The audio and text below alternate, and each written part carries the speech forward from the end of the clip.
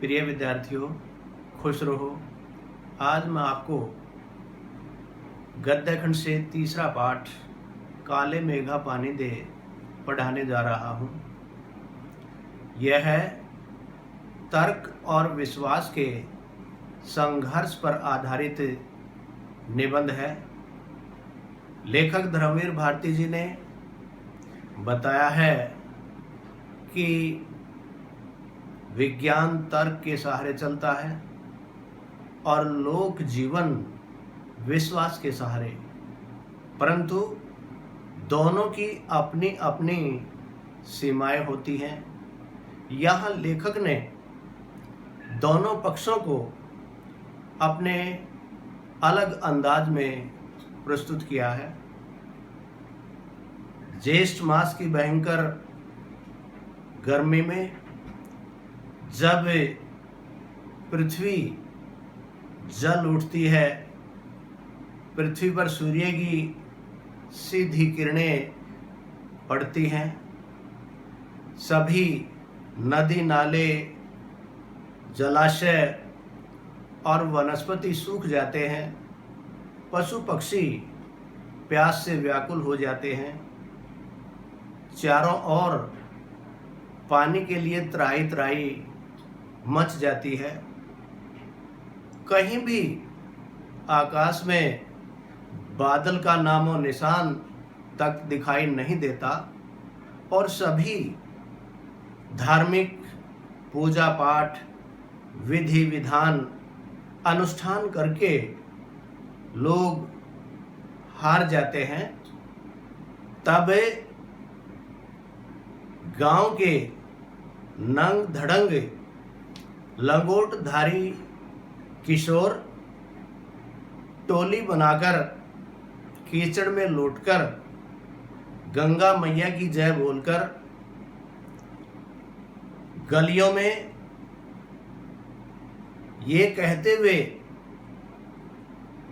कि गंगा मैया पानी दे, इंद्र सेना आई है, घूमते हैं और घरों की स्त्रियां अपने दुमंजले बारजों पर चढ़कर उन पर पानी फेंकती हैं।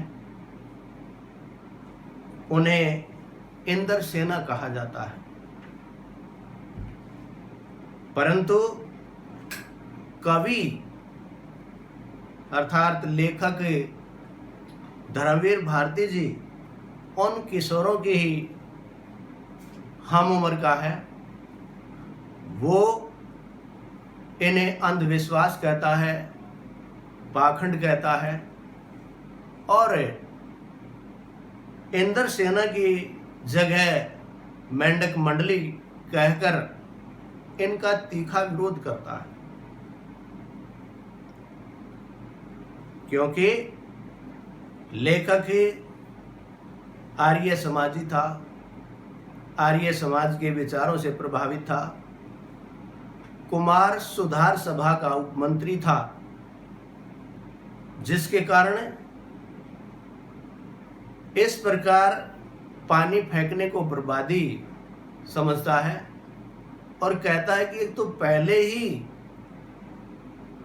पानी की कमी है, पानी का कमी कहीं नामो निशान दिखाई नहीं देता, ऊपर से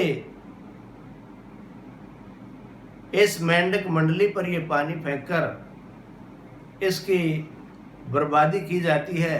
ये एक पाखंड है। और वो इंद्र सेना ये गीत गाते हुए काले मेघा पानी दे, गगरी फूटी बैल पियासा, पानी दे गुड़धानी दे, काले मेघा पानी दे कहते हुए गलियों में कीचड़ में लेटते हुए पानी मांगते हुए फिरते हैं।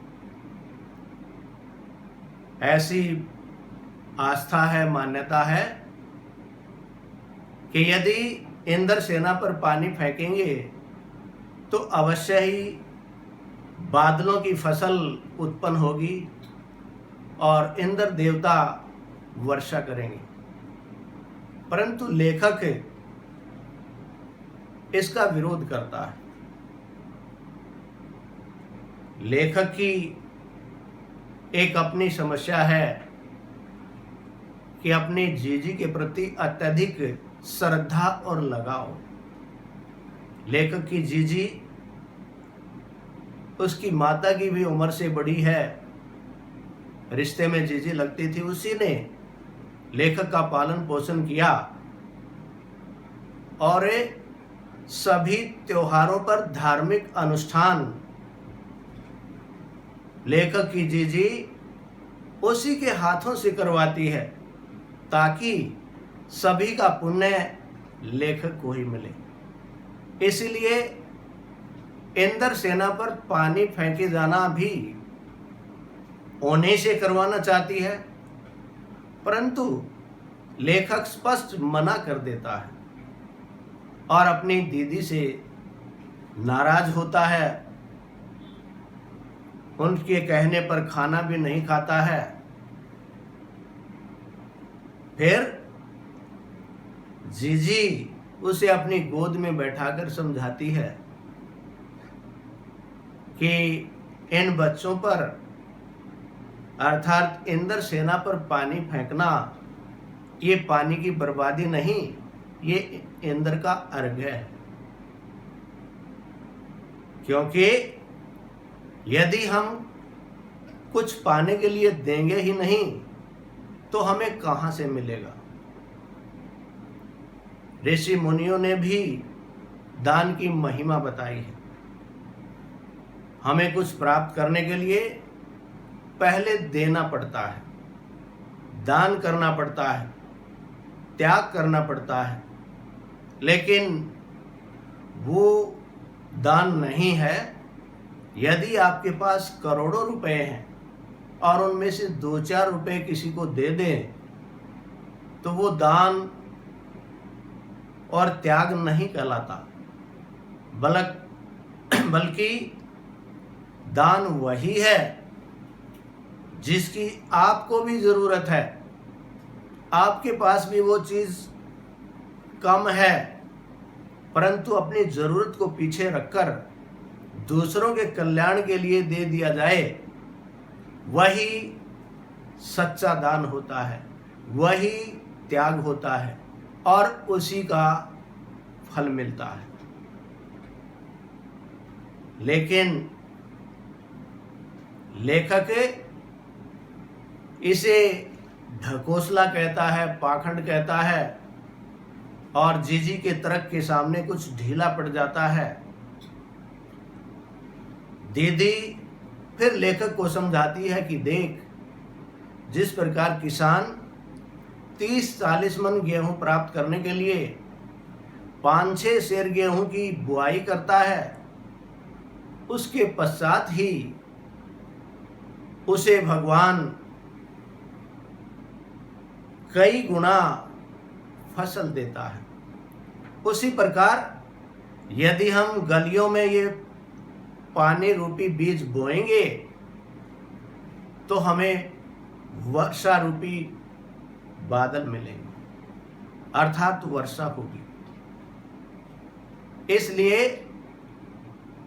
हमारे ऋषि मुनियों ने वेद शास्त्रों में भी दान की महिमा बताई गई है, त्याग का महत्व बताया गया है कि हमें कुछ पाने के लिए पहले देना पड़ता है, खोना पड़ता है, तत्पश्चात ही हम कुछ पाने की आशा कर सकते हैं।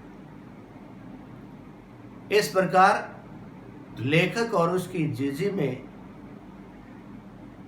ये तर्क और विश्वास के आधार पर संघर्ष दिखाई देता है। अंत में लेखक कहता है कि इस घटना को लगभग 50 वर्ष बीत गए, परंतु स्थिति ज्यों की त्यों बनी हुई है। हम कभी ये नहीं सोचते कि हम अपने देश के लिए क्या करते हैं। हमारी मांगे तो बहुत बड़ी बड़ी हैं, बहुत बड़े बड़े अधिकार जताते हैं, लेकिन ये कभी नहीं सोचते कि हम अपने देश के लिए क्या कर रहे हैं। हमारे अंदर कहीं भी त्याग की भावना दिखाई नहीं देती। हम निरंतर भ्रष्टाचार की बातें करते हैं, लेकिन ये कभी नहीं सोचते, नहीं अनुभव करते कि क्या हम स्वयं इस भ्रष्टाचार में लिप्त तो नहीं है। अपने आप को हमेशा पाक शाक समझते हैं, जिससे न ही हमारे देश के प्रति कोई भावना बनती है, श्रद्धा बनती है, और ना ही कोई त्याग की भावना आती है। और बादल भी बरसते हैं, बैल प्यासे रह जाते हैं, गगरी फूटती रहती है, न जाने ये स्थिति कब बदलेगी। तो इस निबंध के माध्यम से लेखक धर्मवीर भारती जी ने तर्क और विश्वास के संघर्ष को लेखक और उसकी जीजी के माध्यम से प्रस्तुत किया है, उसका सजीव वर्णन किया है।